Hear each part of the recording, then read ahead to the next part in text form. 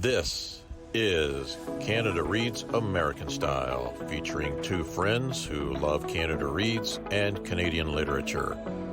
Welcome our host Rebecca from Michigan and Tara from Ontario.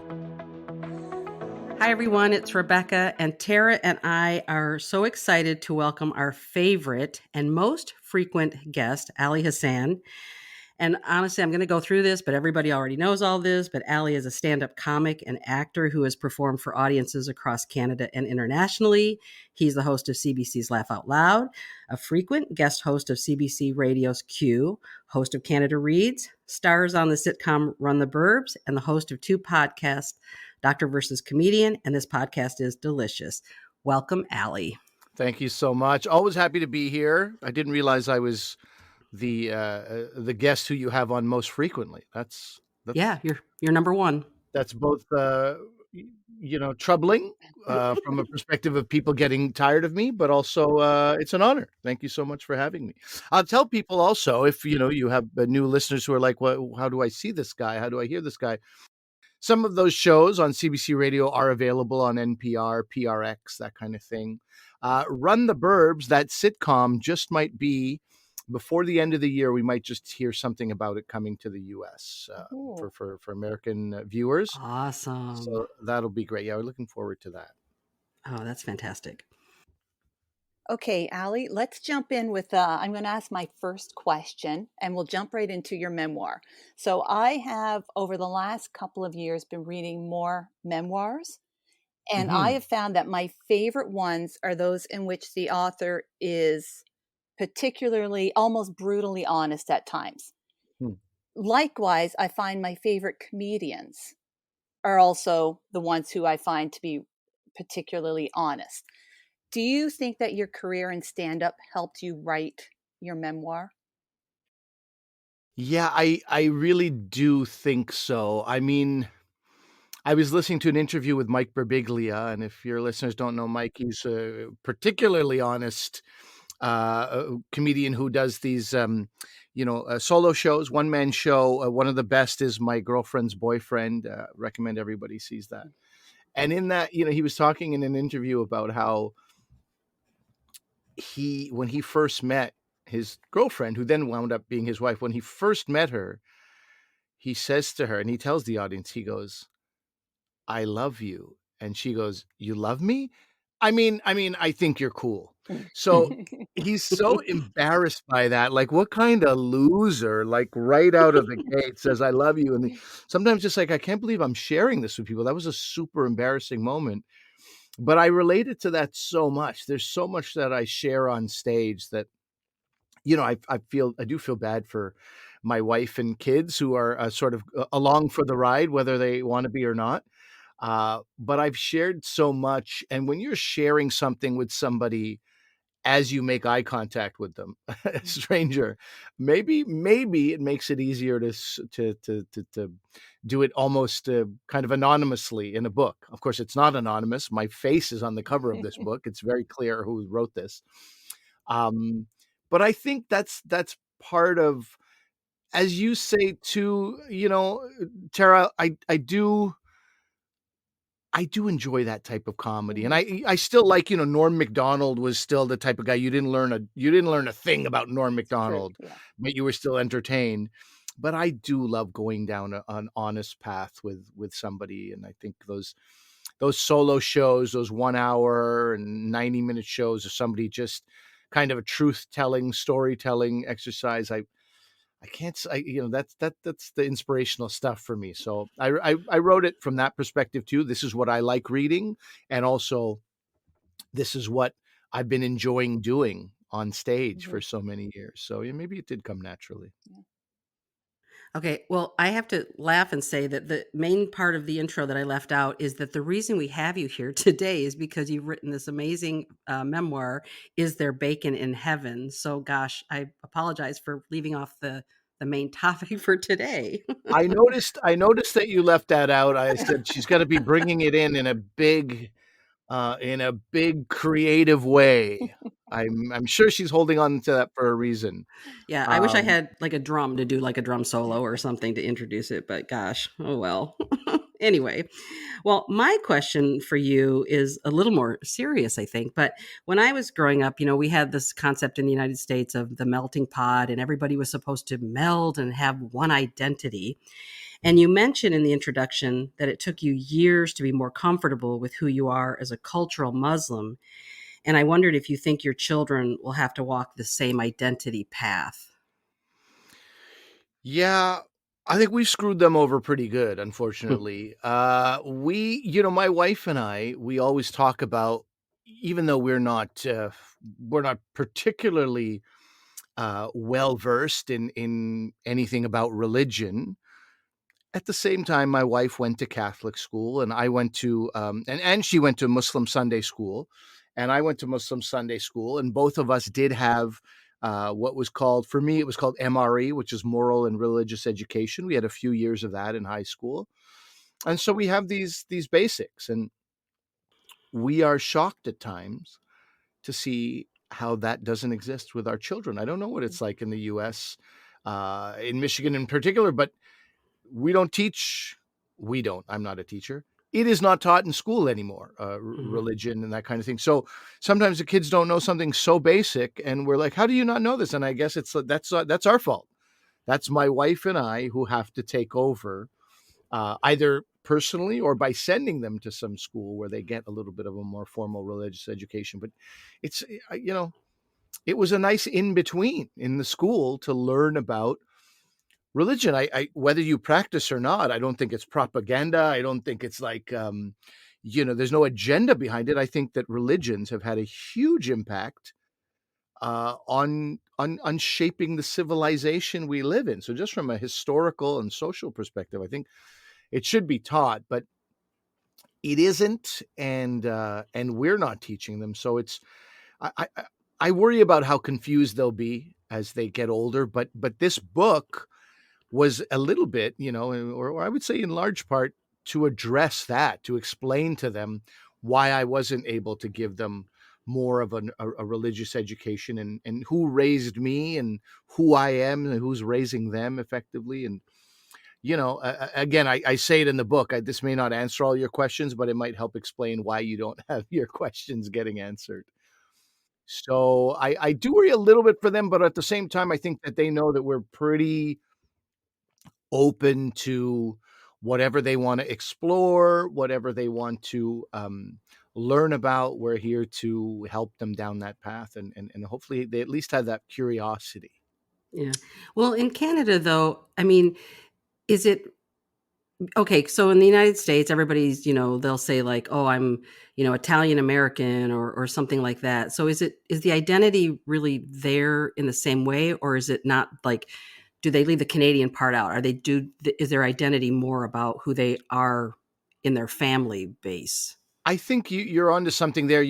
We didn't have the melting pot theory as much as we had multiculturalism, and it was a Hmm. celebration of cultures, and it was Yeah. about you bringing your culture to this country, and us celebrating that culture and learning from that culture. I mean, these were ideas on paper. Sometimes they worked, sometimes they didn't. But yeah, I know plenty of people who, yeah, I must say that growing up, I grew up in the province of Quebec, and Quebec is refer to themselves as a distinct society from time to time. It's pretty a unique place from a number of perspectives. So I would say I was a Quebecer sometimes. I would say I'm like a Pakistani Quebecer. I would say I'm a Montrealer. I would say, Muslim. That I would say, a little more reluctantly, because I was like, I don't want to disappoint people with my level of religiosity. It's like when you meet somebody who's vegan and then somebody else is vegan, but they start talking about how they do still eat chicken and they love chicken wings and they'll have lamb on Easter. And then the real vegan is like, hey, you're not even part of this group. Get out of here. So I always was worried about that I'm not going to be treated like like you're Muslim in name only. So then the book, it really covers a lot of that, and coming to the term and the identity of being a cultural Muslim was so important to me for that reason. I was like, oh, this is very comfortable. But getting back to your question about Canada, I think, yeah, for a lot of people, myself included, the Canadian part of our identity was either assumed or not mentioned. Mm. Um, and that certainly doesn't apply to everybody. But I think I've met a lot of people who will just simply sum it up as, I'm Italian, I'm Jamaican. Yeah, I Right. like that. Yeah, I prefer that. Yeah. Thank you. Okay, Ali, you're going to tell I'm a fan of comedy because my next question refers to comedy again. And in your memoir, you refer to comedy as the great equalizer, which I thought was just a really cool statement. Could you Huh. expand on that? Yeah, and I think that applies more in Canada than it does in the U.S. The province of Quebec, again, another distinct thing about Quebec, we do have a star system, similar to America and the way comedy is in America. You definitely have a star system. In the rest of Canada, it's not really a star system. It's a lot of comedians. A few of them do very well. Some of them are sort of in the middle, and most are kind of unknowns. The vast, vast majority are sort of unknowns. And I think getting on stage, the great equalizer for me was everything else stopped mattering. Once you got on stage, it was like, are you funny? Are you funny? Right? You couldn't bring, I'm this person's kid, this is my dad, or I do this here, or we helped build this club, we invested in this club, so can I get more stage time? It was this really sort of, everybody gets 5 minutes, and if you're good, let's see what we can do with you. Maybe we'll put you, you'll start hosting. And if you start hosting, maybe we'll get you to host weekends eventually. And then after you start hosting on weekends, we'll get you to do a spot before a headliner, some touring headliner, and then you sort of work your way up. But everybody was reduced to the same. And the other thing is, a lot of people would walk in with big egos based on a variety of different things. I make my friends laugh. I'm the most hilarious person. And then on stage, the great equalizer, it was like, look, we all had the same, and you do get people who are like, they're not very good, that crowd. And then the next comic goes up and has a fantastic time with that crowd. So it's like, was it them? Was it them? It was probably you in most cases too. So the audience is also the great equalizer, right? We have the same audience. We're all getting up there. We have the same opportunity, same amount of time, especially when you're starting comedy. And now it's just, let's see what you got. See if you can make them laugh. And all those hours of making your friends laugh in a basement mean nothing if you can't make this paying audience laugh. So it's the great equalizer in so many different ways. But it really does, when you meet comedians who you started with, it's like meeting, I struggle to say this, but it is like meeting somebody who you went to war with, or you did something, like, oh my God, we were in the trenches. We were in the trenches together. Remember that crowd on that show on that Friday night and this kind of thing. There's a bond. There's an unspeakable bond between people who go through this together. So I loved comedy immediately. There was no talk of like seniority and this person gets preference and this. It was really, there's a little bit of that, but so much less compared to every other industry I'd ever been in. Yeah, and I love hearing that because I have satellite radio and I listen to Just for Laughs all the time, and there are a ton of Canadian comedians that I love, and I like the idea that it is sort of more equal in that sense than the big names in the US and that type of thing. Because I love comedy Mhm. too. I've been doing that, going to shows since the 80s, and yeah, I agree with Tara. I love it too. So yeah, I'm glad to hear that. Now we're back to serious again because I'm the serious one, I guess. But I just wanted, and we will sum up our comments about your memoir too at the end. I do want to throw that out there too. But I found it interesting that you identified kind of with being a white guy when you were younger, and that Mm. maybe you weren't really aware of racism. And so I kind of have a two-part question. I wondered, is it partly because at your core you're a positive person and maybe didn't want to see the racism? And then the second part is it worse now in 2022 than when you were growing up? And does it affect you differently now that you have children? Hmm. Very interesting questions, both of them. I think the first question, you're on to something, whereas wherein I was pretty positive. I wanted to see the world a certain way. you grow up in middle class suburbs, and you don't see as much struggle directly around you. And I also grew up as a young kid. I was in a neighborhood, on the south shore of Montreal. There's a municipality called Brossard, and in Brossard, all the sections are divided by letters. So A section, B section, and when you say the letter, it speaks to what kind of socioeconomic class you're in. People know that certain sections are much more wealthy, other sections are more just sort of tiny homes or duplexes. And so the P section, where I grew up, where I met my childhood buddies and all this, from age, I would say 5 till 10 or so, was a landing pad, and a launching pad for young immigrants with young families. So we had this uh, Nigerian neighbors, these 4 brothers. Their dad was a doctor who would tour around Canada, right? He was a new doctor, so he wasn't able to practice in a hospital. He would have to go to these small communities in need of a doctor. So he was doing that, and he wasn't able to. He was gone quite a bit. We saw their mother a lot. We saw the kids a lot. We'd barely see the father. These other, so they were Nigerian originally. Then we had these Indian Hindu families close to us. That was my friends Manish and Bhavna, who I grew up with, who are my friends today.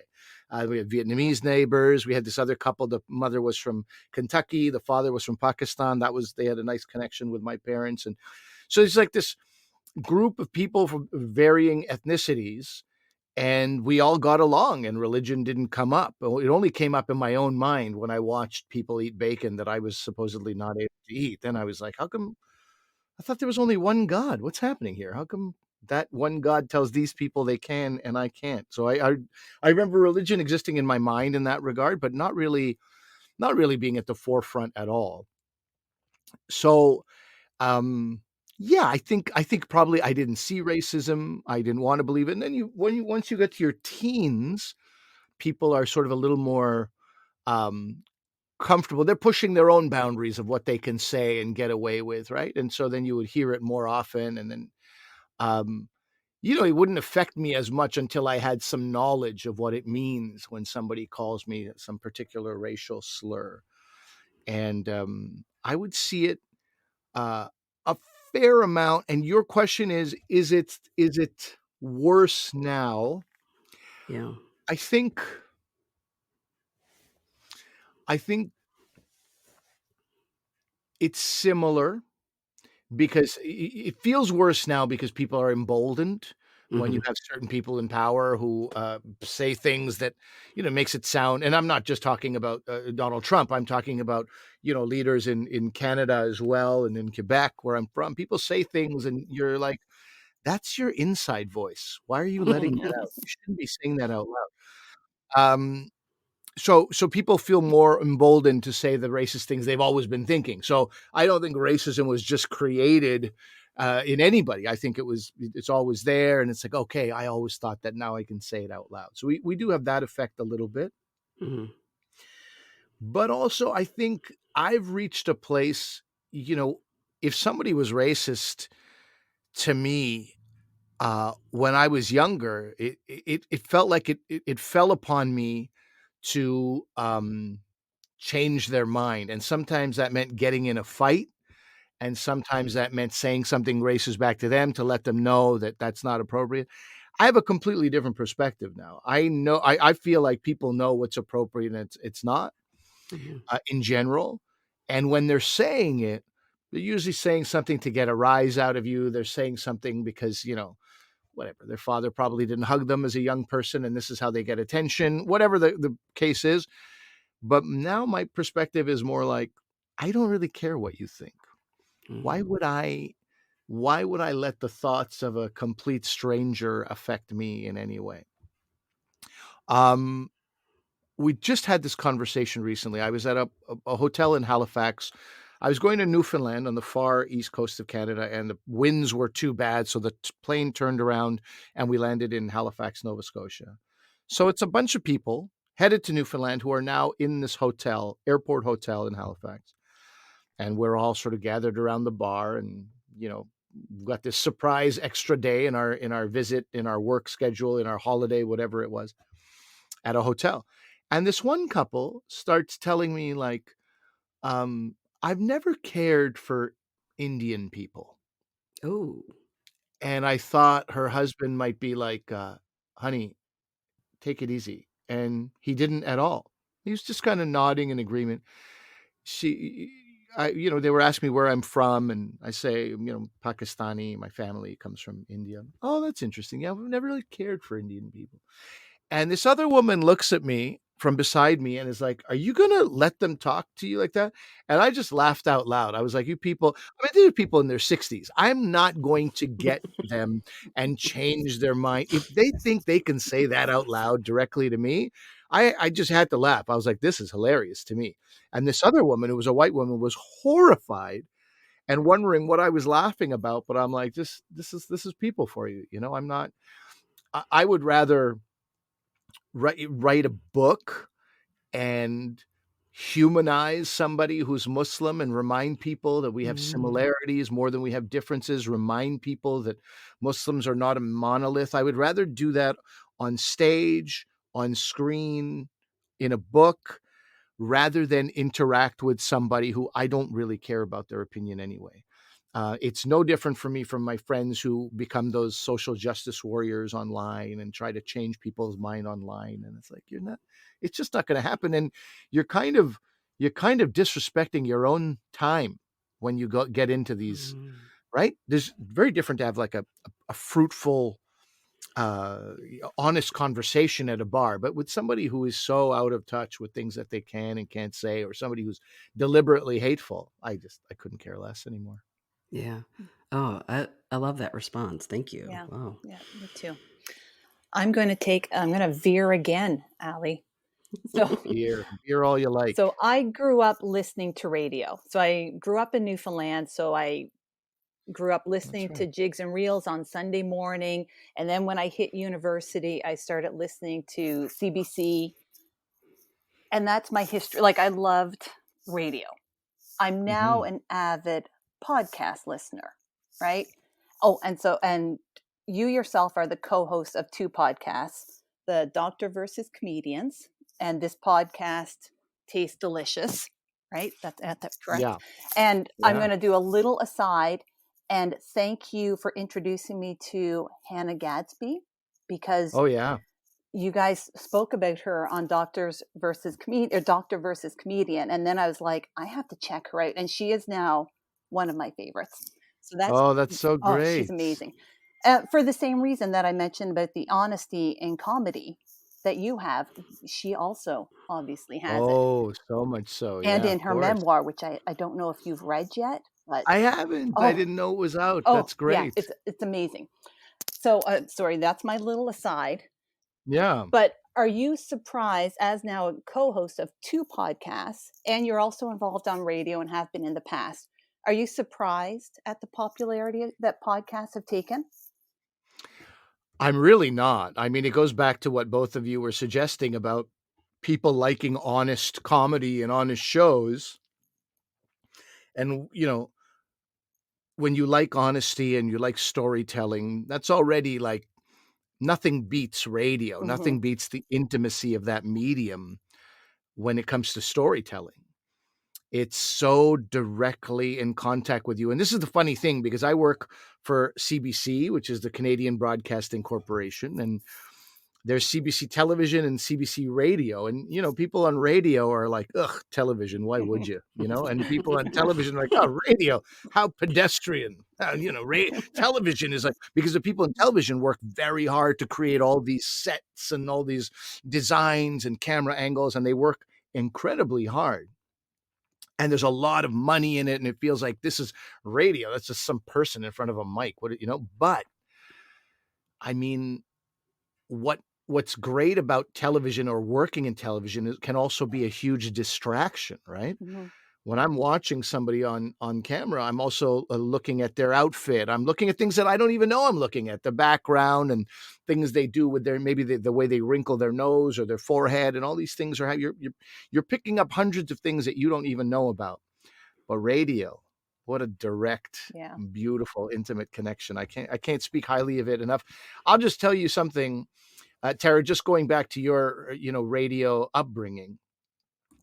One of my goals, and I'm not much of one to sort of have a vision board and manifest things, but I do write out goals for myself every year. What do I want to accomplish this year? And I would say 4 out of 10 things get accomplished, and the other 6 are like, okay, push that to next year, hopefully then. Yeah. And some just drop, and you don't want that as much as you did. But one of my goals for a long time is to get on a show called NPR with Terry Gross. Yeah. And the most bittersweet thing would be if I get on NPR, and Terry Gross is off that week.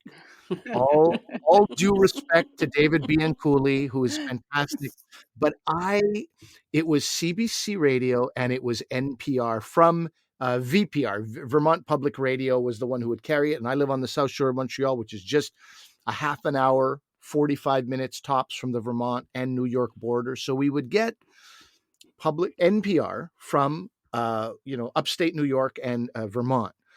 And that show, NPR, those interviews, I mean, I wouldn't be surprised if I learned how to interview just by listening to years of Terry Gross. I just loved her. I loved her curiosity. I loved her questions. And I mean, that's a weird goal to have. While other people are like, I want to perform at the Apollo. Excuse me.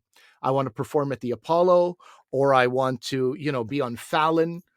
I would love those things. Yeah. But part of my thing is really NPR, fresh air with Terry Gross. That's something that I want. So these are the things that kept me company in the car on long drives and in these like misguided long distance relationships that I was in. I would get there bolstered by my time listening to radio and beautiful conversations. So your original question is, am I surprised about the popularity of podcasts? I might be surprised at how, people say everyone and their mom has a podcast. Like maybe I'm surprised at how far it's gone, but why not? You know what I'm most surprised about? Not the popularity of podcasts. I'm most surprised about how many people find time to listen to how many podcasts. Yeah. I've got 8. I've got 8. And to add another one, I need to subtract 1. I mean, I got to delete a couple to add a few more. There's just not enough time in the world. Whereas I know people who've got, I don't know, over 20 at the same time, and they're listening here and there. And so I'm just like kind of confused about where you find the time to listen to all of those podcasts, but it is incredibly impressive. And it speaks to the popularity of podcasts because one person, it's not like, you listen to K-Rock FM every morning. It's like now you can, in the 3 hours that you listen to, whatever, either a music radio station or something like Howard Stern's, and people take that time and listen to 5 different episodes of a podcast in a day or even before noon. And I'm baffled by how people have the time for that, but I am very impressed, and I obviously welcome it as a co-host of 2 podcasts, at 3 if you count my CBC radio ones, which are also in podcast form. Yeah. Well, I just want to kind of sum up, and I'm hoping Tara, I'm kind of putting her on the spot a little bit, but I want us to both kind of acknowledge the memoir and how much we loved it and what we kind of loved about it. And I just want to say, after I finished reading it, I kind of said it's a love letter to your children, because I thought, man, if you were my dad and I had this book to read at a certain point, like young adult or adulthood, I would just be in love with this whole story that you told. Like every aspect of it, there's humor, there's insight, it just shows who you are as a compassionate, positive minded person. And I loved all the stuff about your dad, because there were times my dad was similar in some ways to my dad is similar to your dad in some ways. And I was laughing about that, and I could feel some of the frustration about it.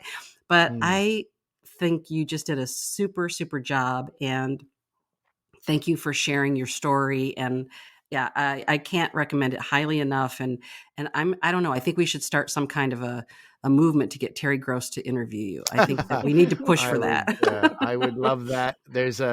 I'm filming a 2nd season of a show called Sort of on HBO Max. I imagine that'll come across her radar. And then, Run the Burbs hopefully will come across her radar when it does get into the U.S. And yeah, maybe the title of the book will be enough to entice her as a woman who grew up Jewish, and also we have this strange relationship. We share that strange relationship with bacon, with a lot of Jewish people. So who knows? I wouldn't rule it out, but it would be quite fantastic. And I appreciate you saying that. I really, people have been asking me. It seems it's like it's a common question for an author to be who is the book written for, and it feels a little bit like a corny sales pitchy answer to be like it's written for almost everyone. But you just illustrated exactly why I say that, because yes, I'm a Pakistani Muslim, Quebecois kid growing up and struggling with my identity and belonging. But at the same time, this really is about relationship with your parents and being a parent and how to figure that out, and how to figure out belonging. Like, who among us hasn't tried to figure out how to belong in some circle and how to just be themselves and be comfortable in their own skin. And so I don't think your background, your sort of your ethnic background or sociopolitical economic background matters. I do think it's a book that really, in a humorous way, and a way that I'm quite proud of, the way I delivered it, the way I was able to with my editor. This was a joint effort. I have to give Justin Stoller, my editor at Simon & Schuster, so much respect and credit. But I'm just so happy about what we were able to create together. And I do think it's something that a lot of people will enjoy from different walks of life. Absolutely. Yeah. I was going to say, Ali, I feel so after your podcasts and the years that you've spent the last several years on Canada Reads, that a little part of me, I feel like I know you, like as a friend. So when I sat down with your memoir, I felt like I was sitting down with a friend who's a really good storyteller and also really funny. Because it's not easy to make people laugh in person. And I think it's even more difficult to make them laugh through the written word. And I laughed when I was reading your book, which I loved. So that's great. Yeah. That's so great to hear. Thank you so much to both of you. I appreciate you being fans and supporters. And Amazon, whatever books. If you go to Simon & Schuster and look up my book, Is There Bacon in Heaven, you can see, now I'm struggling to remember, Barnes & Noble, Amazon, a bunch of different booksellers are carrying the book in the U.S. So I hope nobody has any trouble getting it. We've tried to make it as widely available as possible. Yeah. Well, Ali, thank you so much for being on our podcast today. We really, really appreciate it. And we look forward to chatting with you again early next year for the next Canada Reads iteration. Right. Until the next time. Yeah. Thank you so much, ladies. Thank you, Ali. Thank you. Bye.